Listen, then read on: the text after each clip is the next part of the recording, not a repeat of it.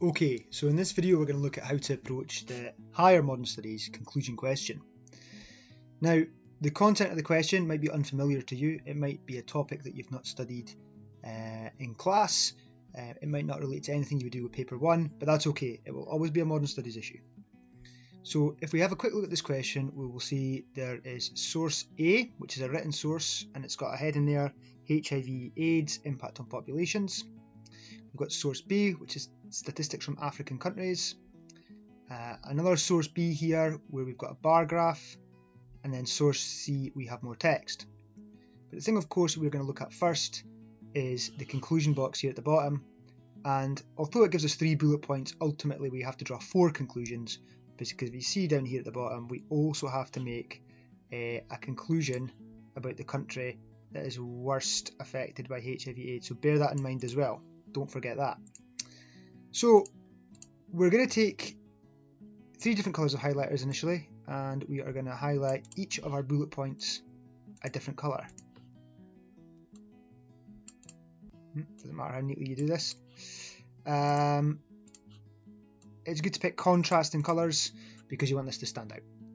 So for the sake of this video, we're going to just focus solely on the impact of HIV/AIDS on education.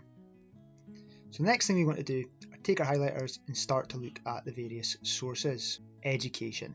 So I've got my yellow highlighter, I'm going to scan through the first paragraph and I can see there's nothing about education there, but I notice down here we've got a wee bit here about children being forced to leave primary school in order to help support their family. And if we go down to source B and reading, we've got selected statistics, and if we go across, GDP is an economic indicator, so nothing to do with education, but we do have primary school completion. So what I'm going to look at the country that's got the highest, and that would be Tanzania with 83.7% school completion. And I'm going to have a look down at this one here. Well, unemployment rate has nothing to do with education, and neither does life expectancy, but these might be important later. But we do have the percentage of 15 to 14-year-olds with HIV/AIDS, and I can see in Tanzania that is 4.7%. And if I look back down this table for primary school completion, I can see that Eswatini has the lowest primary school completion level, and it seems to have the highest percentage of 15 to 49-year-olds with HIV/AIDS. So we may already be able to make some sort of conclusion about the impact of HIV/AIDS on education. If we look at source B here, it doesn't seem to have anything to do with education, but it might be important later. So if we start to look through source C, we can see some more information here. I'm just scanning for something or anything about education, and I can see just down here, despite Eswatini's advances in providing ART, a large number of young people have lost either one or both parents due to HIV/AIDS and have stopped attending school regularly. So across sources A, B and C, I've got 3 things I can say about the impact of HIV/AIDS on education in Africa, and I might be able to make a conclusion off of that. The next thing I'm going to do before I write my answer though is highlight for the other bullet points. So as you can see, before I've even written my response, I've gone through the sources and I've highlighted a corresponding highlighter information or evidence that links to each of the bullet points. And I've found something across every single source. You can see here I've annotated and I've sort of indicated the trend on the graph. That will help me later too. And there's something in every single source. Now I can begin to write my answer. So now that I've got all my evidence, I can begin to write my answer. Now, at higher modern studies, it's incredibly important that you actually make a clear conclusion. If you don't make a conclusion, you get 0 marks, no matter what else you write. You might have all the right information from the sources, but unless you use that to make a judgment and make some sort of evaluative comment, you're going to get no marks. So I'm going to start with a very clear conclusion, and I'm going to use my evidence to suggest that HIV/AIDS has had a hugely negative effect on education in Africa, especially those in primary school. So I'm going to emphasize the negative effect with the word hugely, just to help me get kind of an evaluative mark, hopefully. Note I would get nothing if I just said HIV/AIDS has had an effect on education. I have to quantify the effect. So how much of an effect has it had? It's not enough to say it's just an effect at this level. So I'm going to say it's a negative effect, and I'll emphasize that with the word usually. Now I need some evidence, so I'm going to start with source A states that children may be forced to leave primary school to care for younger siblings or seek work to support their family. And you'll see that I've just copied directly from the paper, and that's okay. I'm going to do that again, and I'm going to write this is supported by source C, which states that a large number of young people have lost either one or both parents due to HIV/AIDS. As a result, have stopped attending school regularly.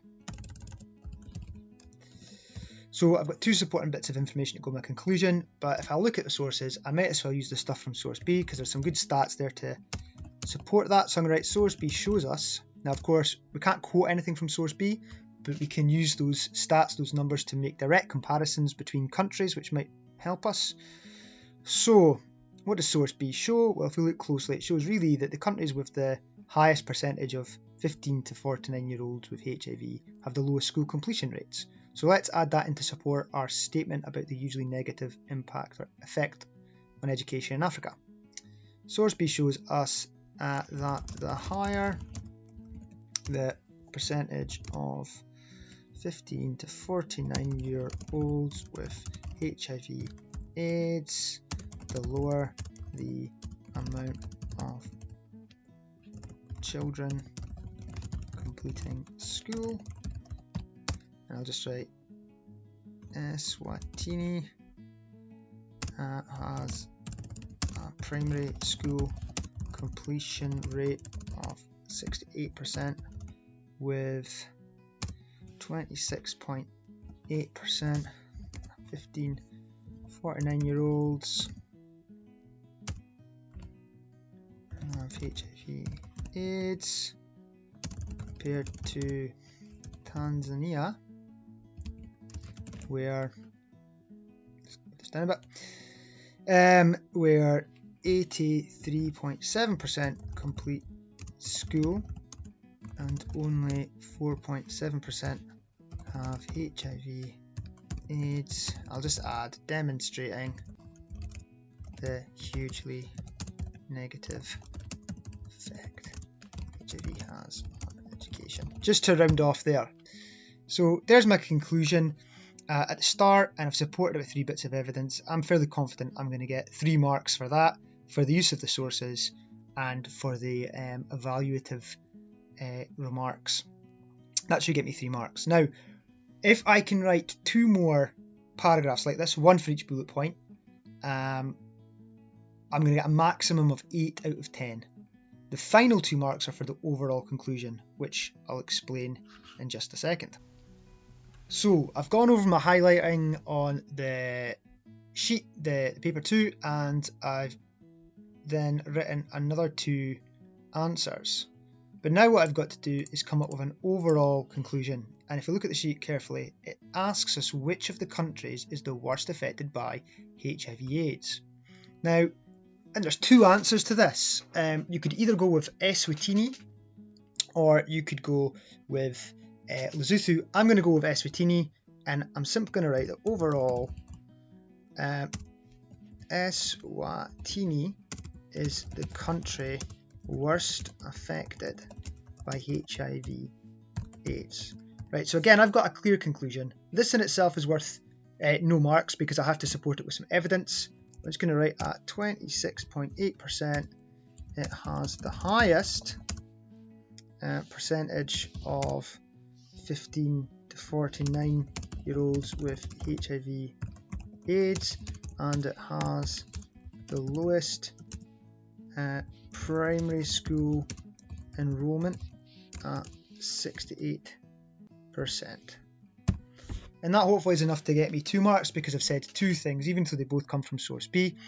And actually, even though I've probably mentioned these before earlier in the answer, I'm now using them in a different context to do a different thing. You'll notice that I've said is the highest percentage, not just making a comparison to one country, but actually making a comparison to all the other African countries.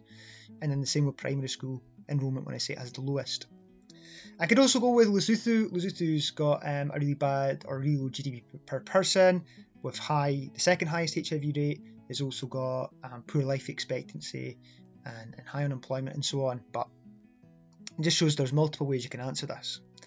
One other thing I'd like to mention is that not all of the information can be used in the conclusion. If you look at source A, for example, it gives us some economic evidence that might be used to support our conclusion on economy, but if you look very carefully, I'll just underline it for you. It says in Asia. So if we were talking about the unemployment rate in Asia, we're not going to get any marks. Similarly, when we look at bullet point 3, the success of countries in tackling HIV/AIDS, it talks about the MDGs here, but that is not relevant to Africa because it's a global stat. I mean, they affect Africa, sure, but it's a global stat in this context. And down here, it talks about global HIV death rates declining by 33%. But again, that's about the world. It's not about solely Africa, which is what the bullet points ask for. So just be aware of that. You've got to read your evidence very carefully when you're looking to back up your conclusions. And now you should be able to apply these steps to any of the other past paper conclusion questions. You can use the SQA's website or the past paper question generator we made to find all the others from all the other exams and practice. This is not really something you can revise for like your essays. It is a skill. If you practice it, you'll get better at it, you'll get quicker at it, and you'll find it less stressful when it comes to the paper 2 in your final exam.